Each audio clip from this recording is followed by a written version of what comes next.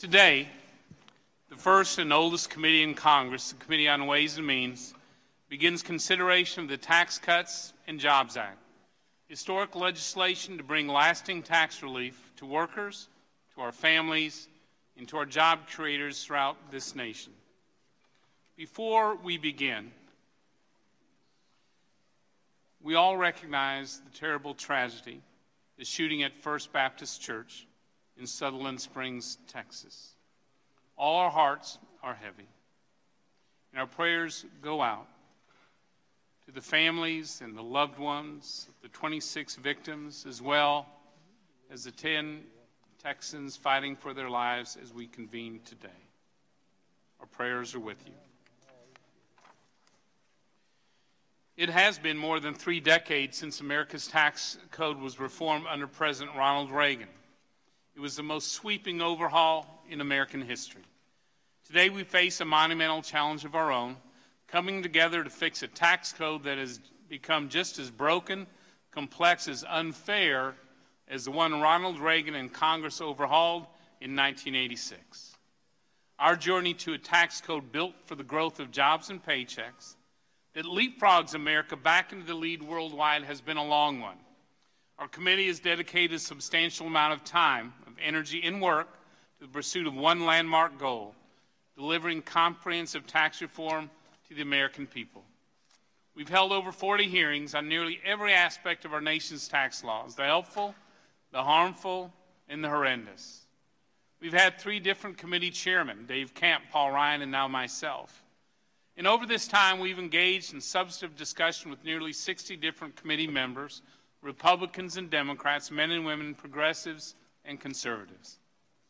All of our efforts have led to this moment, to this one moment: committee action on the Tax Cuts and Jobs Act.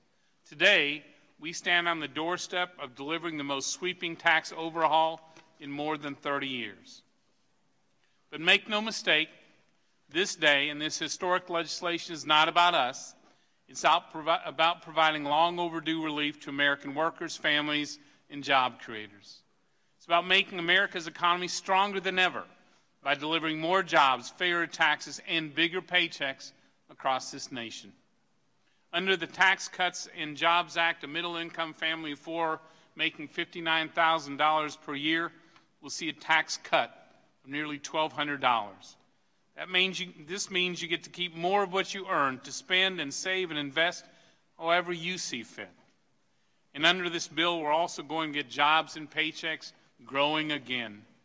According to independent estimates from the Nonpartisan Tax Foundation, the Tax Cuts and Jobs Act will lead to nearly 4% higher GDP over the long term. It will increase wages by over 3% and boost after-tax incomes by more than 4%.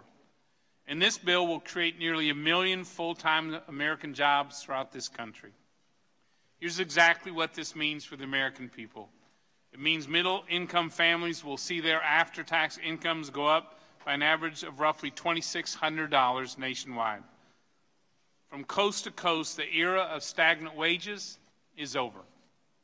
In California, middle-income families will get an estimated boost to their paychecks of more than $2,900. For my constituents in Texas, more than $2,500. In New York, over $2,700. This growth of jobs and paychecks comes directly from the bold reforms included in the Tax Cuts and Jobs Act. Under this bill, we deliver the lowest tax rates in modern history for American businesses of all sizes. We take strong action to stop American jobs from moving overseas, and at the same time, unleash investment right here in our communities. And we give American businesses and workers a tax code that will help them to compete and win anywhere in the world, but especially here at home. From top to bottom, the Tax Cuts and Jobs Act is the most transformational tax reform bill since President Reagan reformed the code in 1986. But for me, this bill is far more than a collection of pro-growth tax policies. This is a restoration of basic freedoms that all Americans deserve, but only special interests now get to enjoy under today's broken tax code. This is freedom from a tax code so complex that for everyday Americans, you have to spend hours or even days on filing your taxes.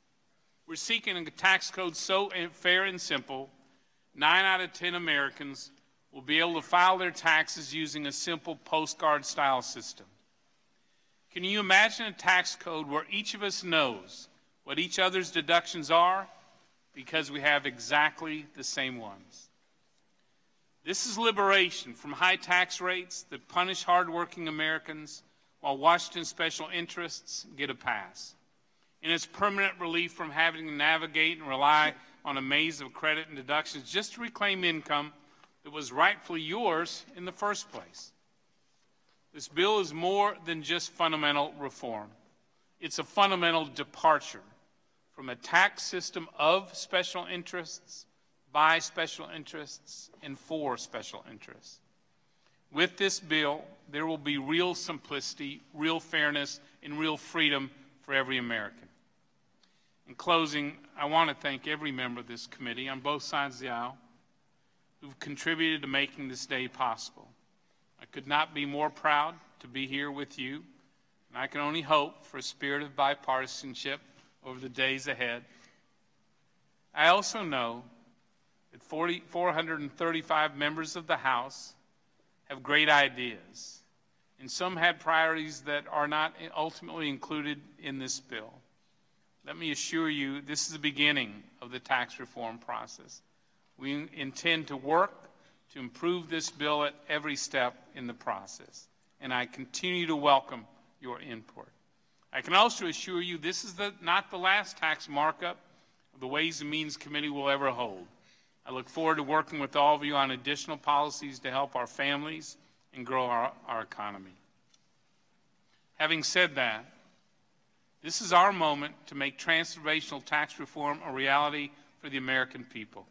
Let's seize it in a bold way that they deserve.